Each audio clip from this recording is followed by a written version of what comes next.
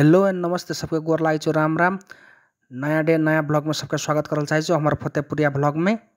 आई के फुच्ची के मातर के लेके चले आल छो शंकर बेली घूमे ले कहते शंकर बेली अखन एकदम वायरल छे। आ फुच्ची के लड़ कहे छे एने सोने चकचक करे छे। आब ओकरा नहीं भेले एना कह के बोक के लजल पड़ते कह के ओकर मम्मी बोक लेलकै। आब सरासर जाए हमरो के आब शंकर बेली आल छे त आब एकटा स्लो मोशन वीडियो तो बनल पड़ते कह के आब स्लो मोशन वीडियो हेल दै छे मलकन के।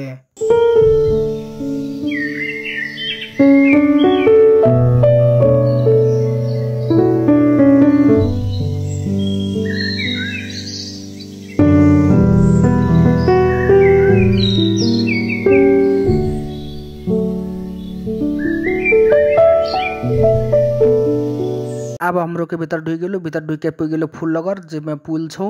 ओ पुल लगन पूरा आदमी संगे भीड़ छो चाप छो एकदम फोटो खींचे के लगी। हमरो के आप देखे जे ठाम फोटो खींचे के लगी। ई एगो पोखर के दृश्य केना लागे छो कमेंट करिया। हमार ब्लॉग कते से देख रहल छी ओहो कमेंट करिया और सब्सक्राइब कर दिया नया नया आदमी समझी त।